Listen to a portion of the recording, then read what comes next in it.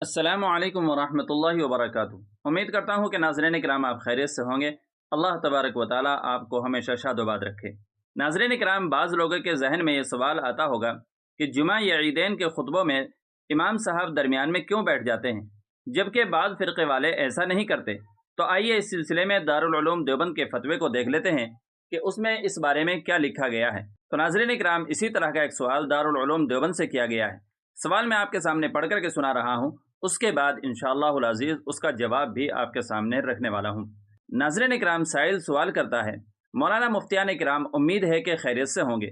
مولانا، میں یہ جاننا چاہ رہا تھا، ہمارے یہاں پر جب پیش امام صاحب خطبہ شروع کرتے ہیں تو تھوڑی دیر کے بعد وہ ممبر پر بیٹھ جاتے ہیں اور اس کے بعد کھڑے رہ کر دوسرا خطبہ شروع کر دیتے ہیں، لیکن اہل حدیث حضرات کی مساجد میں ایسا نہیں ہوتا، ان کے یہاں خطبہ بہت مختصر ہوتا ہے، ایسا کیوں؟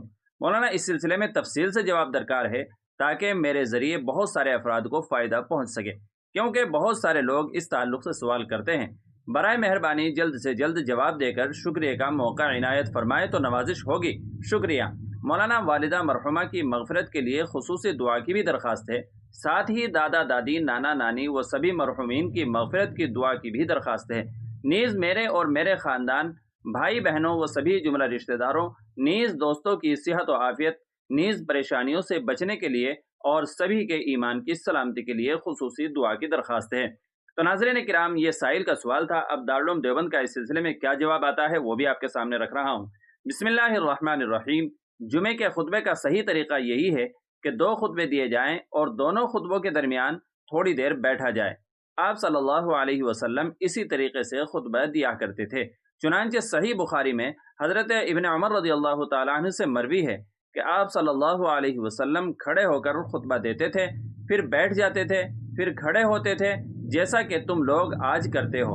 اور بھی دیگر کتب حدیث میں آپ صلی اللہ علیہ وسلم کے خطبہ دینے کا یہی طریقہ بیان کیا گیا ہے۔ اور اگر مختصر خطبہ دینا مقصود ہو تو دونوں خطبوں کو مختصر کیا جائے، البتہ اختصار کی وجہ سے دونوں خطبوں کے درمیان بیٹھنا نہ چھوڑا جائے۔ واللہ تعالی علم۔ دارالفتاح، دارالعلوم دیوبند۔ تو ناظرین کرام، پوری ویڈیو دیکھنے کے بعد آپ سمجھ گئے ہوں گے کہ دونوں خطبوں کے درمیان میں کیوں بیٹھا جاتا ہے۔ ویڈیو اچھی لگی ہو تو لائک اور اپنے دوستوں کو شیئر ضرور کر دیجیے گا، اور چینل پر پہلی بار آئے ہوں تو ہمارے چینل کو اس طرح کی مزید ویڈیوز پانے کے لیے سبسکرائب بھی کر لیجیے گا، اور اگر آپ کے ذہن میں کوئی سوال بھی آ رہا ہو تو وہ بھی آپ کمنٹ باکس میں لکھ دیجیے گا۔ چلیے پھر ملتے ہیں اگلی کسی دوسری ویڈیو میں۔ السلام علیکم ورحمۃ اللہ وبرکاتہ۔